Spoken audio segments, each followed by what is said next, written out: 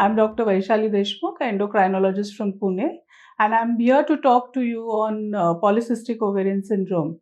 I'm sure all of you are aware that Polycystic Ovarian Syndrome is diagnosed by three criteria. So it's mainly the androgen excess, second is ovulatory infertility or dysfunction, and third is presence of polycystic appearance on the ultrasound. Now, any of these two criteria gives you a diagnosis of PCOS, but it is not a mandate to have cyst in the ovary detected on ultrasound in every case.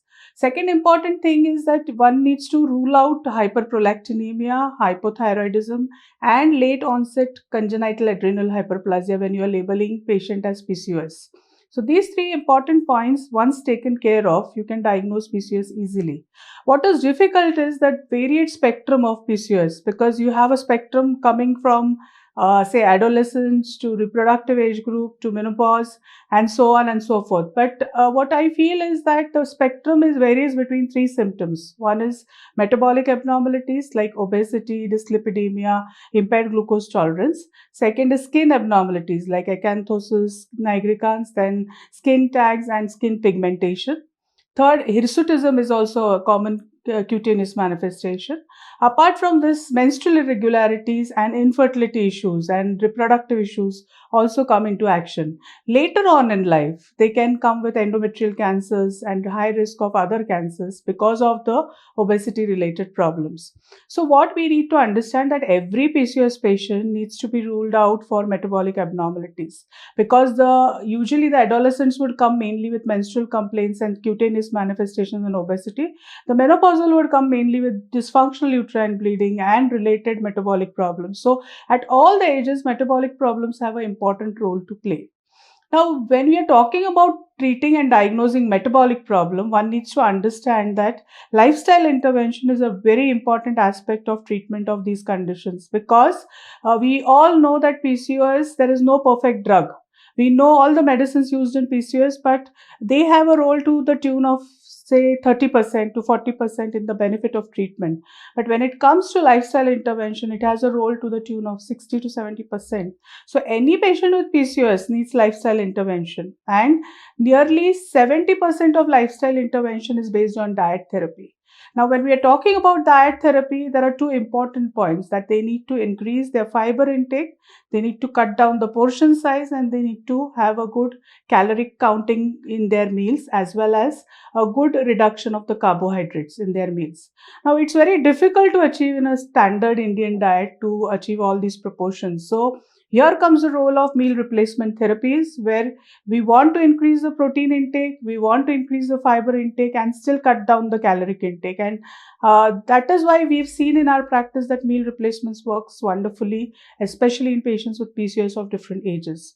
Now, beyond diet is the role of the nutritionist and exercise to play in this whole picture. We have seen that even if you don't lose weight, exercise itself is known to give a lot of benefit.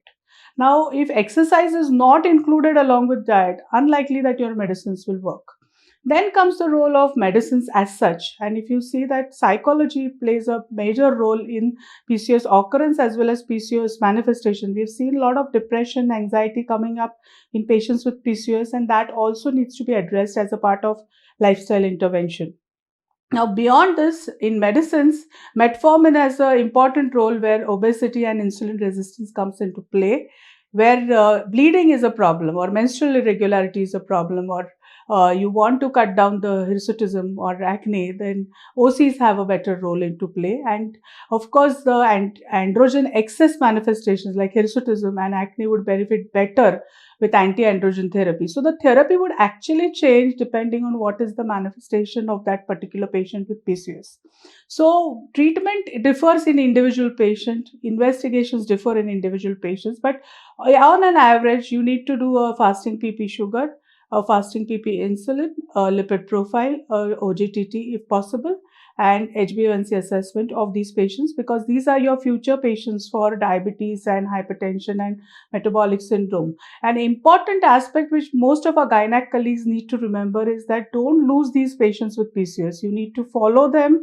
You need to treat them, you need to investigate them and see that they do not develop later complications in life. So once a PCOS patient, always a PCOS patient, and you should be following, and actually you should be playing an important role in preventing the later complications like cancers and diabetes and ischemic heart disease. We have seen that obstructive sleep apnea and related complications are very common, and all this is a preventable problem, and therefore PCOS should be dealt with very seriously, and a PCOS patient should be followed up lifelong. I think that's all I have to say with the talk today, and thank you so much for the patient listening.